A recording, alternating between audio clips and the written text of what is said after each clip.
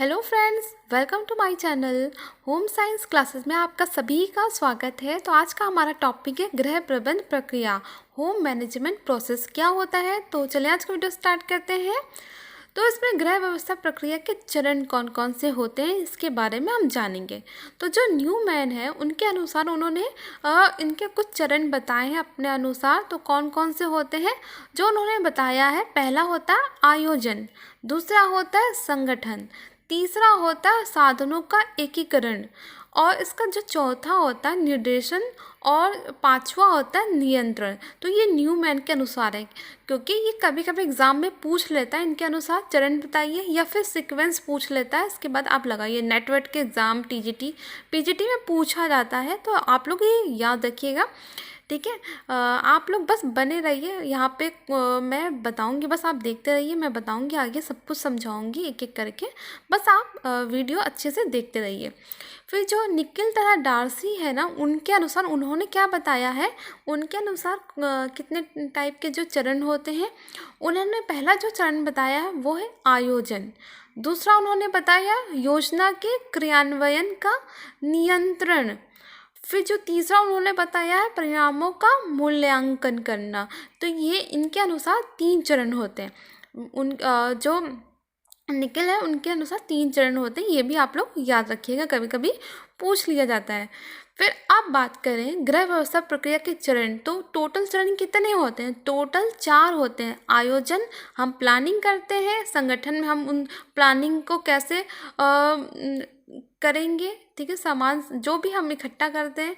नियंत्रण, मूल्यांकन, ये 4 चरण होते हैं जिसके द्वारा हम कोई भी प्रक्रिया करने, अपना घर से रिलेटेड हो या कोई भी चीज़ें हैं, प्लानिंग से लेकर सब कुछ हम व्यवस्था जो भी करना होता है इन 4 चरणों के द्वारा ही कर सकते हैं। ठीक है, इतना समझ में आया। अब एक एक करके सबके बारे में बात करेंगे। जो पहला आता है हमारा प्लानिंग, ठीक है। अच्छे आयोजन के परिणाम अच्छे तथा लाभप्रद होते हैं। आयोजन इसलिए महत्वपूर्ण है कि कार्य को आरंभ करने से पहले ही इसे संपन्न किया जाता है।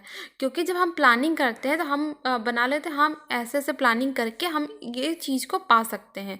जैसे आप अपने घर में, ठीक है, प्लानिंग करते हैं कि हमें क्या क्या चाहिए, ठीक है। जैसे कि घर में राशन लेना होता है, आपको प्लानिंग करनी पड़ती है। या आपके घर जैसे कि आप खाना बनाने जा रहे हैं, आपके पास आप गैस ऑन करते हैं, गैस ख़त्म हो गया, या चाय बना जाए, चाय पत्ती ख़त्म हो गई, चीनी ख़त्म हो गई, या मतलब कुछ भी छोटी चीज़ ही अपने घर से रिलेटेड देख लीजिए। अगर आपको कुछ भी चाहिए, अगर राशन लेना है तो अगले महीने का राशन आप पूरा लिस्ट बनाते हैं कि मुझे ये चीज़ें चाहिए, घर के किन सदस्यों को क्या ज़रूरत है आपको पता होना चाहिए। आप वो लिस्ट बनाएंगे, बजट बनाएंगे, तो आपको आवश्यकता पड़ती है तो आपको प्लानिंग करनी पड़ती है। या किसी की शादी करनी होती है तो आपको प्लानिंग पूरी करनी पड़ती है। मुझे ये चीज़, शादी में इतना खर्चा आएगा, ये आपको सामान खरीदना है, और मतलब आप पूरा एक प्लानिंग करते हैं, मुझे ये सामान खरीदना है, ऐसे शादी करनी है, इस टाइप की शादी करनी है, इतने लोग आएंगे, इतना खाना में बजट पैसे जाएंगे, इतना डेकोरेशन में, इतना शॉपिंग में। तो आप सारी प्लानिंग करते हैं। तो ये प्लानिंग ही आपको बताता है कि ये कौन कौन से स्टेप्स लेने चाहिए जिससे कि आप एक अच्छी शादी कर सकते हैं। कौन कौन से इसमें पॉइंट है जिसमें आपको ज़्यादा ध्यान देना, खर्चा कहाँ पे ज़्यादा हो रहा, कहाँ कम हो रहा, सब कुछ आपको प्लानिंग के द्वारा ही पता चलता है। ठीक है, नेक्स्ट हमारा है महत्व और प्रकार के बारे में हम जानेंगे। जो प्लानिंग है उसका महत्व क्या होता है। ये है अनिश्चितता को दूर करना। जो अनिश्चितता है मतलब उसको दूर करता है। ये आपको बताता है कि हाँ, ये चीज़ें इसके द्वारा हो सकती है। उद्देश्यों को महत्व प्रदान करना, जो आपके उद्देश्य हैं ये प्लानिंग के द्वारा ही पूरे हो सकते हैं, बिना प्लानिंग के कभी पूरे नहीं होंगे। नियंत्रण करने के लिए आप किसी चीज़ को नियंत्रित कर सकते हैं, अपने उद्देश्यों को प्राप्त कर सकते हैं। जो चीज़ चाहते हैं वो उसके प्लानिंग के द्वारा ही होगा, ऐसे नहीं हो सकता। तो आपको प्लानिंग अपनी लाइफ में बहुत ही इम्पॉर्टेंट है। चाहे आप पढ़ने के लिए लगाएं, आपको पढ़ने के लिए भी प्लानिंग की ज़रूरत पड़ती है कि मैं सुबह 4 बजे उठूँगा या 5 बजे उठूँगी, तो मैं ये पढ़ूँगी, ये कोर्स मुझे इस टाइम कंप्लीट करना है, दूसरा सब्जेक्ट मुझे इस टाइम कंप्लीट करना है, तो मेरा सिलेबस कंप्लीट हो जाएगा। तो हर चीज़ में प्लानिंग की आवश्यकता पड़ती है। अपने आप अगर एम अपना उद्देश्य रखे हो कि मुझे टीजीटी टीचर बनना है, पीजीटी या आईएएस बनना है, तो उसके लिए भी आपको प्लानिंग की ज़रूरत पड़ेगी। आपको एक एक सब्जेक्ट को इतना इतना टाइम डिवाइड करना पड़ेगा कि हाँ, मुझे इस सब्जेक्ट को इतना टाइम देना, मुझे हिस्ट्री को इतना पढ़ना है, ज्योग्राफी को इतना पढ़ना है। आप हर टाइम डिवाइड करके पढ़ेंगे, टाइम टेबल बना के पढ़ेंगे, ठीक है। तो ये प्लानिंग आपके लिए बहुत ही महत्वपूर्ण है किसी भी लाइफ में, चाहे वो गृहिणी हो घर की, या फिर स्टूडेंट हो, या कोई वर्कर हो, सबके लिए बहुत ही इम्पोर्टेंट होता है। और बात करें जो इसके प्रकार की प्लानिंग है, तो 2 प्रकार के होते हैं, एक अल्पकालीन योजना, एक दीर्घकालीन योजना। अल्पकालीन योजना वो होता है जो आप हफ्ते भर, महीने भर का, मतलब एक छोटे से अमाउंट का, आज का, कल का, परसों का, हफ्ते भर का आप प्लानिंग करते हो। दीर्घकालीन आप बहुत 1 साल का बना के चले प्लानिंग, या शादी करनी, ज़मीन खरीदना, ये मोटा मोटा प्लानिंग होता, बड़ा प्लानिंग होता है, ठीक है। इतना समझ में आया? कोई भी डाउट हुआ करे तो आप कमेंट करके पूछ सकते हैं।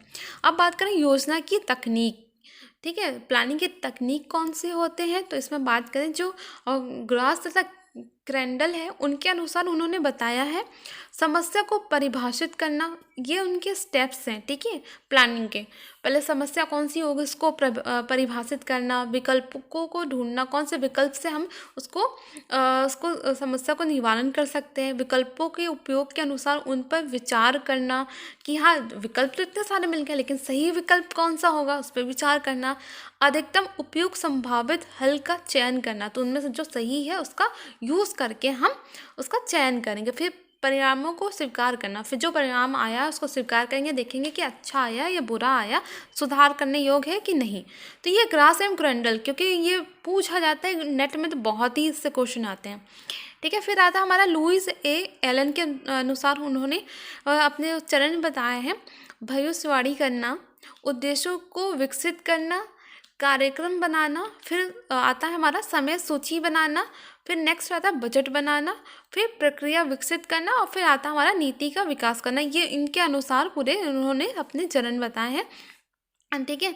भविष्यवाणी करके भी कि हाँ, आगे ऐसे हो सकता है, हम प्लानिंग में ये कर सकते हैं। फिर उद्देश्यों को विकसित करना कि कौन कौन से उद्देश्य हैं हमारे, उसको विकसित किया जाता है। उसके बाद कार्यक्रम बनाया जाता है, फिर समय सूची बनाई जाती है, फिर बजट तैयार किया जाता है, फिर प्रक्रिया की जाती है, फिर नीति का विकास किया जाता है। ये उनके अनुसार सारे चरण है, ठीक है। इतना समझ में आया आप लोगों को? कुटज एवं ओडोनल के अनुसार उन्होंने उनके अनुसार है अवसर को जानना कि हमारा कौन सा अवसर है, उसको पहले जाना जाए, लक्ष्य क्या है, ठीक है, कब कैसे पूर्ण होगा। उसके बाद आता है हमारा योजना का स्थान निश्चित करना कि किस वातावरण में हमें योजना करना है। फिर विकल्पों को पहचानना कि उद्देश्यों को जो प्राप्त करने के लिए जो विकल्प है वो सबसे अच्छा कौन सा होता है, ठीक है। लक्ष्यों के प्रकाश में विकल्पों की तुलना करना, कौन सा अच्छा विकल्प है जिससे हमें लक्ष्य की प्राप्ति हो जाएगी। फिर विकल्प का चयन करना, सर्वोत्तम एक विकल्प का चयन करना, ठीक है। उसके बाद आता है हमारा सहायक योजना बनाना कि पदार्थ, उपकरण आदि क्रय करना, ये ठीक है, ये सारा चीज़ें इसके अंतर्गत आता है। फिर आता है हमारा विभिन्न योजनाओं के लिए बजट बनाना, तो जो योजनाएं चल रही हैं उसमें कितना व्यय होगा, आय व्यय का पूरा हिसाब किताब इसमें होता, तो इनके अनुसार ये उनके चरण है, ठीक है। इतना समझ में आया? फिर आता है हमारा संगठन। गृह प्रबंध में संगठन के अंतर्गत व्यक्ति के प्रयत्नों को दिशा मार्ग बताया जाता है और समन्वय स्थापित किया जाता है, ठीक है। संगठन में जो व्यक्ति होता है उसको दिशा मार्ग बताया जाता है कि हाँ, वो कैसे काम कर सकता है, कि कौन कौन से काम को कैसे बंटवारा किया जा सकता है। प्लानिंग के बाद हम डिस्ट्रीब्यूट करते हैं कामों को, जैसे कि एक परिवार है तो परिवार में लोगों को देखा जाता है कि हाँ,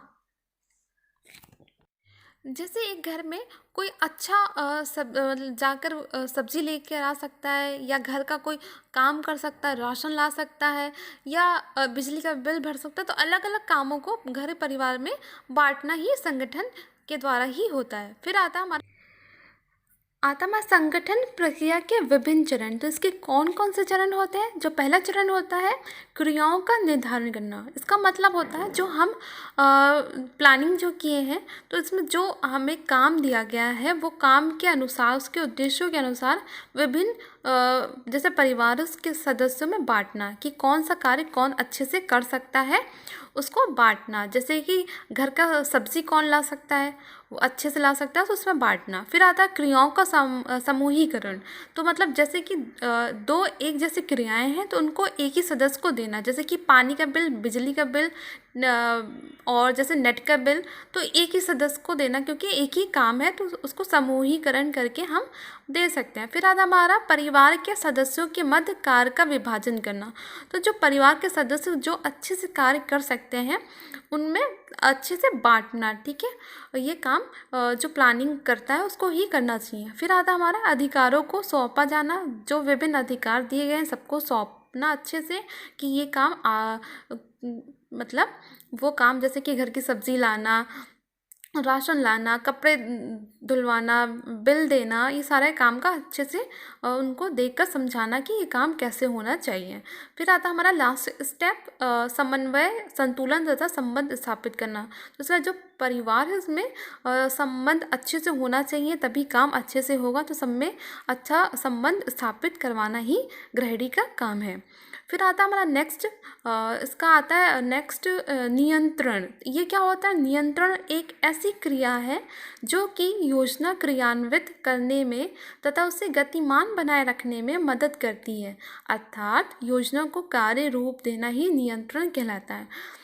तो नियंत्रण सिर्फ प्लानिंग करने से कुछ नहीं होता, या आप सबको बांट दिए काम, उससे भी नहीं होता जब तक आप इसको देखेंगे नहीं कि सब लोग अपना कार्य कर रहे हैं कि नहीं। अगर कर रहे हैं तो सही ढंग से कर रहे हैं कि नहीं। मतलब जैसे कोई सब्ज़ी ला रहा है तो सिर्फ सब्ज़ी लाना ही नहीं है, उसको मोल तोल करके अच्छी सब्जियां, गली फली सब्जियां ही लाना नहीं है। क्योंकि आप जब तक देखेंगे नहीं, जैसे घर का ही एग्जाम्पल लीजिए, अगर सब्ज़ी ला रहा है तो गृहिणी को देखना है कि सब्ज़ी सही दाम में और सही सब्जियां, अच्छी सब्जी, फ्रेश सब्जियां है कि नहीं। तो गृहिणी का काम है नियंत्रण रखना। चाहे आप किसी संस्था में काम कर रहे हो तो वहाँ भी देखा जाता है, या स्कूल में है कोई तो टीचर वो देखती है कि हाँ स्टूडेंट अच्छे मार्क्स ला रहे हैं कि नहीं, अच्छे से पढ़ाई लिखाई कर रहे हैं कि नहीं, या एग्ज़ाम में अच्छे मार्क्स उनके आ रहे हैं कि नहीं, किसके नहीं आ रहे। तो ये सभी नियंत्रण के द्वारा होता है। अलग अलग रूपों में नियंत्रण का काम एक ही तो होता है, लेकिन आप उसका नज़रिया बदल जाता है। जैसे घर परिवार में गृहिणी के ऊपर होता है कि उसको देखना जो उसने काम दिया है सब लोग सही से काम कर रहे हैं कि नहीं। ये गृहिणी का जो महिलाएं होती हैं उनका काम होता है। जो प्लानिंग कर रहा है, योजना बना रहा है, उसका काम होता है नियंत्रण। इसमें बहुत महत्वपूर्ण रोल होता है नियंत्रण का, ठीक है। अब हमारा आता है लास्ट स्टेप मूल्यांकन। योजना के आधार पर कार्य करने में कहाँ तक सफलता प्राप्त हुई है तथा कार्य विविध किया गया है अथवा दोषपूर्ण ढंग से संपन्न हुआ है, इसकी जानकारी प्राप्त करना मूल्यांकन कहलाता है। तो जो हमने योजना बनाई है उसका मूल्यांकन के द्वारा ही पता चलता है कि वो अच्छे से हुआ है कि नहीं, ठीक है। हमें इसी के द्वारा ही पता चलता है। अगर इसमें हाँ अच्छा भी पता चलता है, बुरा, दोनों ही पता चलता है। क्योंकि जब हम मूल्यांकन करते हैं तो इसमें पता चलता है कि हाँ हमने जो प्लानिंग की थी वो सफलतापूर्वक हो गई है, या फिर ये भी पता चलता है कि सफलतापूर्वक नहीं हुई है और कमी कहाँ पे रही है, क्या चीज़ हमारी निर्णय में हो गया है जिसको हमने गलत निर्णय लिया है, ठीक है। जैसे कि आप पूरा प्लानिंग बनाकर कोई काम करते हैं, जैसे घर बनवा रहे हैं या फिर शादी करवा रहे हैं। शादी में आपने प्लानिंग की इतना इतना खर्च यहाँ पे होगा, लेकिन कुछ ऐसे स्टेप्स आ जाते हैं जिसमें हमने ज़्यादा पैसे व्यय करके हमने क्या किया, हमारा ज़्यादा पैसे जो हमने सोचा था उससे ज़्यादा पैसे खर्च हो गए। तो आपको मूल्यांकन के बारे से पता चलेगा कि हाँ आपने इसमें ज़्यादा खर्च कर दिया, या आपके बजट से बाहर हो गया है, आपका व्यय ज़्यादा हो गया। जो आपने अनुमान लगाया था, जो आपने बजट बनाया था, अपनी प्लानिंग की थी, उससे ज़्यादा हो गया है और इस कमी की वजह से आपका मूल्यांकन अच्छे से मतलब जो आपने बजट बनाया था उससे ज़्यादा खर्च हो गया। फिर आता है मूल्यांकन के प्रकार। तो इसके दो प्रकार होते हैं, एक सापेक्ष मूल्यांकन और एक आता है निरपेक्ष मूल्यांकन। सापेक्ष मूल्यांकन क्या होता है?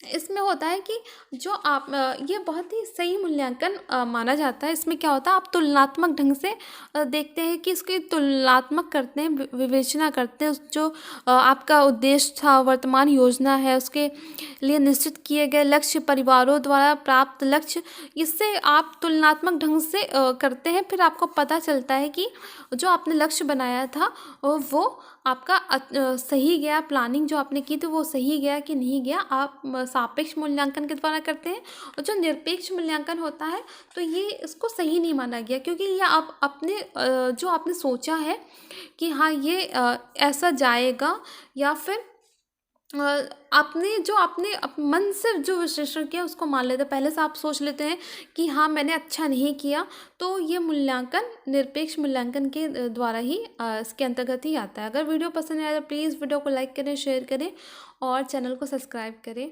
Thank you for watching.